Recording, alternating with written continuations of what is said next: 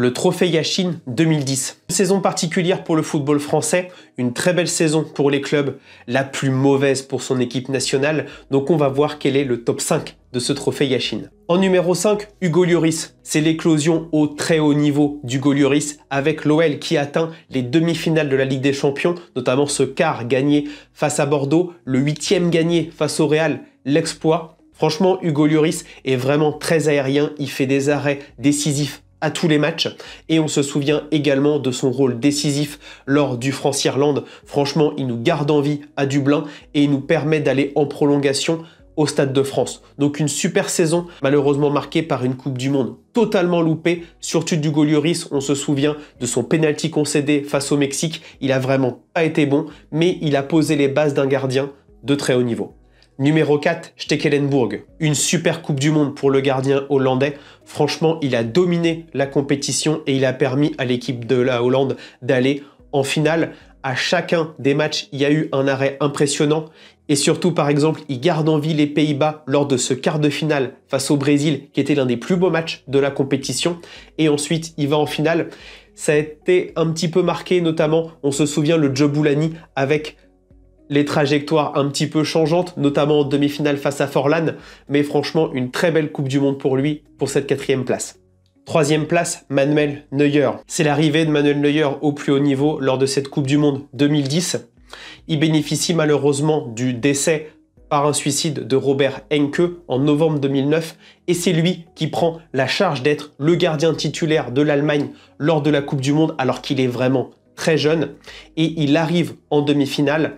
Il y a une petite erreur en poule, mais franchement, à son âge, arrivé en demi-finale, il pose également, comme Hugo Lloris, les bases d'un gardien de très haut niveau. Numéro 2, Julio César. C'est le miracle de cet Inter qui arrive en finale de Ligue des Champions et qui la gagne. Mais pour arriver en finale de Ligue des Champions, il y a ce miracle au Camp Nou. Franchement, ils ont passé 80 minutes dans leur camp et c'est Julio César qui permettait à cette défense d'être totalement hermétique. Franchement, une super campagne de Ligue des Champions. C'est la consécration pour ce très bon gardien brésilien.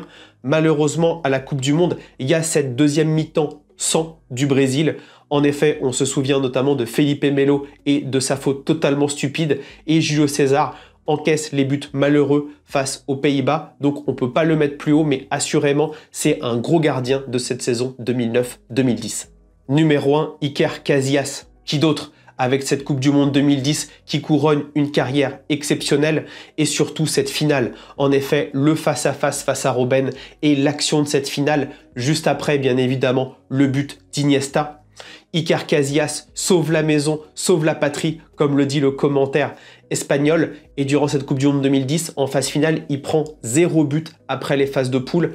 Il y a eu cet accro au début face à la Suisse lors du premier match, mais pour le reste, c'est vraiment le gardien de cette Coupe du Monde 2010. Avec son club, c'est un peu moins bon, il y a cette élimination face à l'OL, mais bien évidemment, Iker Casillas est le trophée Yachine de cette saison. En mention honorable, je vais tout d'abord commencer par Hans-Jörg Butt et notamment ce penalty réussi lors de la phase de poule de Ligue des Champions. L'ancien gardien du Bayer Leverkusen qui avait été très haut lors du trophée 2002 revient avec le Bayern en 2010 et atteint la finale de Ligue des Champions. Et franchement, c'était un très bon gardien. Bien évidemment, il ne sera pas numéro 1 avec l'Allemagne à cause de Manuel Neuer, mais assurément une très belle campagne de Ligue des Champions. Deuxième mention honorable, Cédric Carrasso. Évidemment, il y a ce Bordeaux 2009-2010 qui est absolument exceptionnel jusqu'à la trêve. Malheureusement, il se fait avoir lors de la deuxième partie. On a le Bayern, la Juve au tapis lors de la phase de poule. On a beaucoup de points d'avance en championnat. Ça se fait taper par l'OL lors de la Ligue des Champions, mais Carrasso était le gardien qu'il fallait pour ce Bordeaux et pour continuer à être dominateur. Autre mention honorable, évidemment, Steve Mandanda qui remporte enfin un titre avec Marseille, en tout cas le titre de champion de France de Ligue 1 et la Coupe de la Ligue. Et ça faisait très longtemps et quand on gagne un titre avec l'OM, on devient forcément une légende. Et enfin, dernière mention honorable, Al Hadari, le gardien égyptien qui remporte sa 3e CAN. Avant d'être le plus vieux gardien à jouer lors d'une Coupe du Monde, il y a surtout cette CAN remportée où il est élu meilleur gardien et donc ça méritait également une mention honorable. Dites-moi ce que vous en pensez en commentaire de cette année 2010. et donnez-moi votre top 5 du trophée Yashin. Si tu veux suivre toutes mes vidéos, pense à t'abonner.